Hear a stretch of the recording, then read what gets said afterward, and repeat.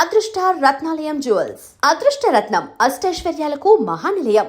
రాయి సినిమా మీకు సక్సెస్ తీసుకొచ్చింది, ఆడియన్స్కి దగ్గర తీసుకెళ్ళింది, ఇదన్నీ ఓకే. ఇద్దరు పెద్ద స్టార్ హీరోల్ని ఒకేసారి మీకు ఎన్టీఆర్ గారిని, అల్లు అర్జున్ గారిని ఇద్దరిని ఒకేసారి మీకు పరిచయం చేసింది. అది చాలా బ్యూటిఫుల్ మూమెంట్ అండి. అప్పుడు మేము సడన్గా థియేటర్స్ తిరుగుతున్నాం, విజయవాడ నుంచి ఎన్టీఆర్ గారు కలుస్తానంటే అటు నుంచి అటే వెనక్కి వస్తాండి. అప్పుడే ఆంధ్ర తిరగల, ఓకే, కరెక్ట్గా ఆంధ్రాకి ఎంటర్ అయ్యాము. ఈలోపు ఎన్టీఆర్ గారు ఫోన్ చేసి రమ్మంటున్నారు, మీట్ అవుతారంటే ఇంకా అప్పటికప్పుడు స్టార్ట్ అయ్యలేమండి. అదొక బ్యూటిఫుల్ మూమెంట్. ఏం మాట్లాడారు ఆ రోజు ఎన్టీఆర్? యాక్చువల్గా మీరు కలిసిన తర్వాత ఎక్కడ ఇంటర్వ్యూ లేదు, ఒక ఇంటర్వ్యూ ఇచ్చారు, బట్ అక్కడ కూడా ఈ క్వశ్చన్ అడగలేదు, మీరు చెప్పలేదు. ఏం మాట్లాడారు ఎన్టీఆర్ గారు? ఏం లేదండి, అదే ఆయన సినిమాలు చూస్తారు, అన్ని సినిమాలు చూస్తారు నాకు తెలిసి. నేను చేసిన సినిమాలు చాలా వరకు చూసారండి. ఓకే, ఆయన డైలాగ్ చెప్పడం హైలైట్ గుర్తు పెట్టుకుని, చౌదరి గారు నమస్కారం నమస్కారం నమస్కారాలు మాకు ఇట్లా వాళ్ళకి. దాని తర్వాత మేము బాగానే తీస్తాం కదండి, నేను బాగానే తీస్తాను కదా అని అశోకోణంలో అర్జున్ కళ్యాణ్ డైలాగ్ చెప్పారు. ఇవన్నీ గుర్తుపెట్టుకున్నారు ఆయన. చాలా పెద్ద నాలెడ్జ్ అండి. ప్రతి సినిమా చూస్తారండి ఆయన.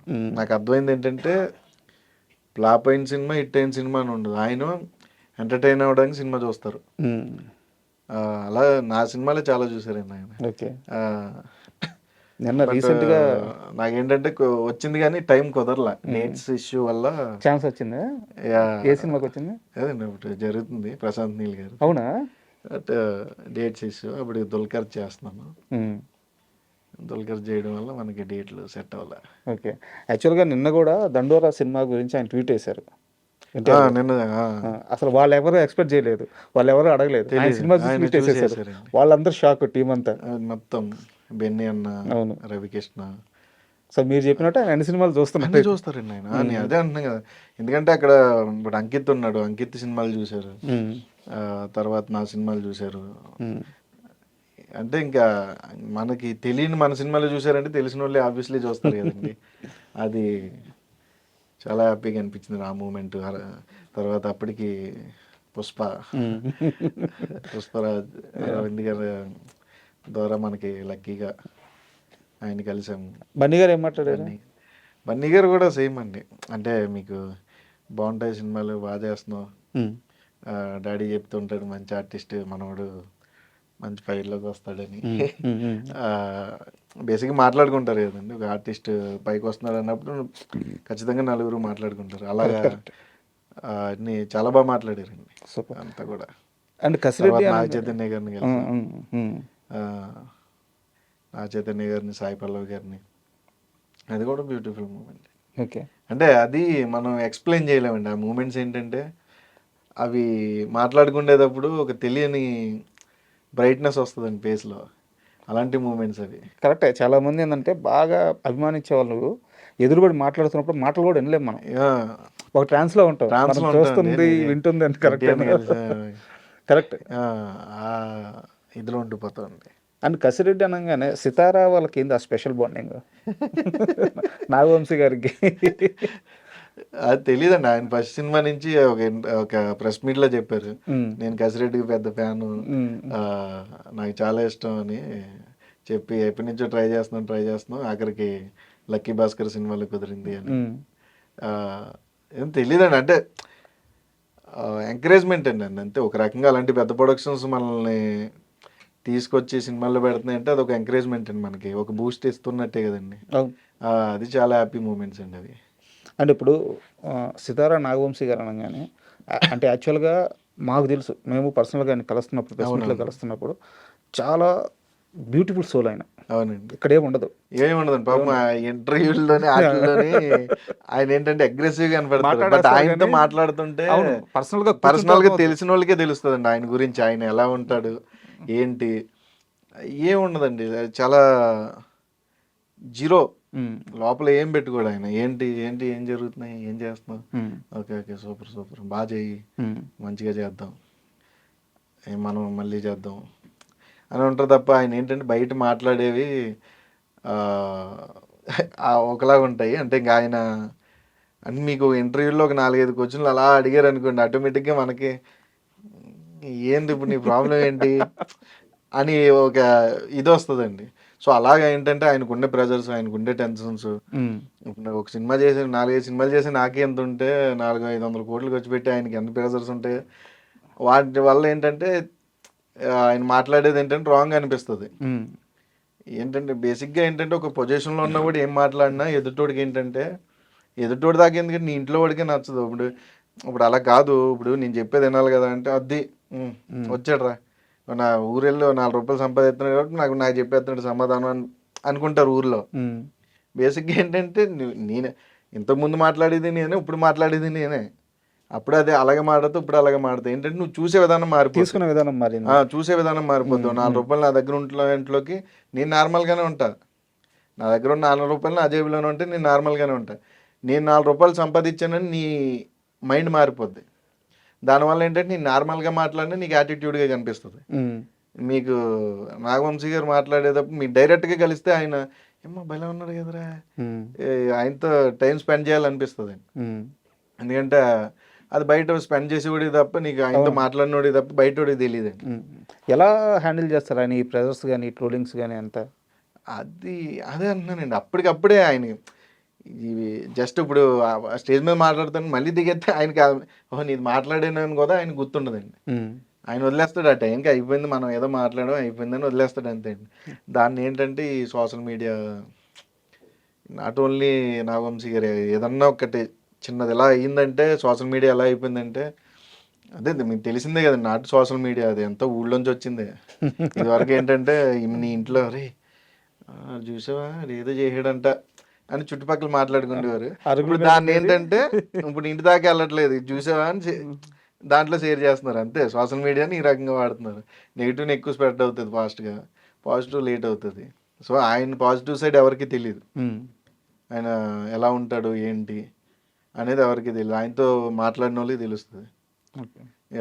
నేను ఇప్పుడు వాళ్ళ బామ్మర్ది హీరోగా ఇంట్రడ్యూస్ అవుతున్నారు. ఓకే, నేను ఇప్పుడు ఆ సినిమా చేస్తున్నాను.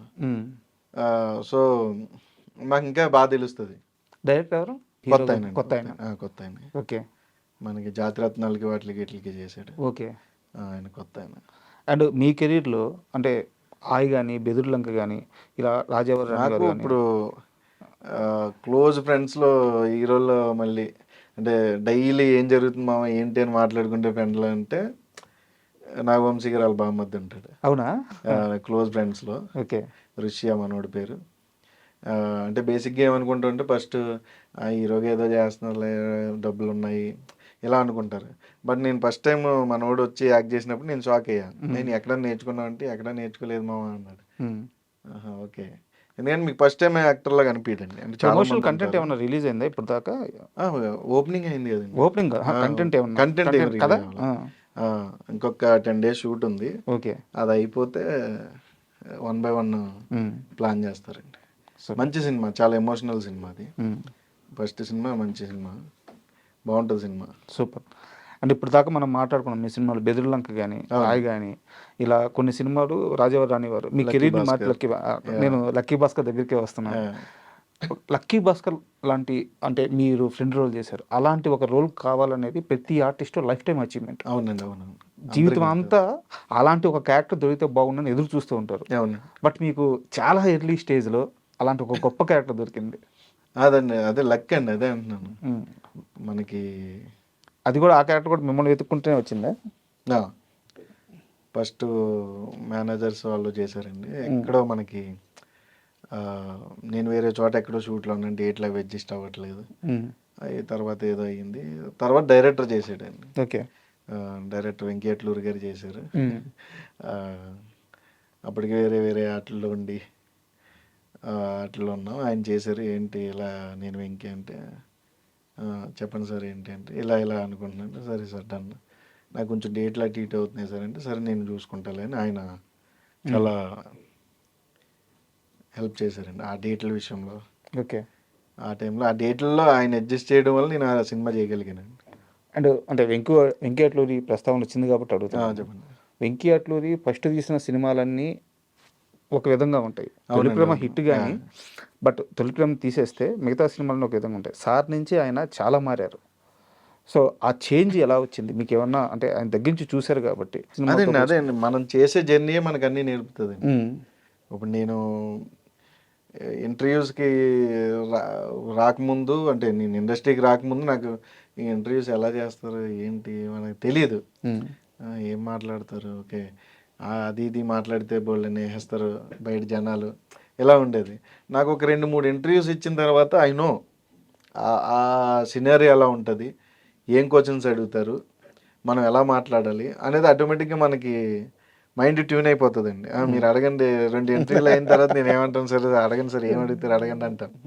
సో అలా ఏంటంటే ఆయన ఏంటంటే చేసుకుంటూ వచ్చారు, ఓకే ఓ ఫార్ములా మారుద్దాం, మేబీ నేను వెళ్ళే ఫార్ములా కరెక్ట్ కాదేమో, ఓ ఫార్ములా మార్చి ట్రై చేద్దాం అని ఆయనకున్న స్ట్రెంత్ని, ఓకే నా స్ట్రెంత్ ఇదని ఆయన గుర్తించుకుని చేసిన సినిమాలు అయి ఉండొచ్చు నాకు తెలిసినంత వరకు. హ్యూజ్ రెస్పెక్ట్ ఎందుకంటే నాలెడ్జ్ అండి. అవును. And for more videos, Please subscribe to iDream. Please subscribe to iDream. Please subscribe iDream. And please subscribe to iDream. For more videos, subscribe to iDream. please like, share, and subscribe to the channel. Congratulations, iDream. Subscribe to iDream. Subscribe to iDream. So subscribe to iDream Media. iDream की iDream team अंदर की huge congratulations. Please subscribe iDream Media. Please subscribe to iDream. Subscribe iDream. Please subscribe to iDream. iDream అంటే నా కళల ఛానల్ను subscribe చేసుకున్న నోరు తిరుగుతలేదు, మీరైతే గంట గుర్తు కొట్టండి. For more such videos, please subscribe to iDream. Subscribe to iDream. Please subscribe to iDream. Please subscribe iDream Media. Please do subscribe to iDream. Please subscribe to iDream Media. For best entertainment and information, please subscribe iDream. And don't forget to subscribe to iDream.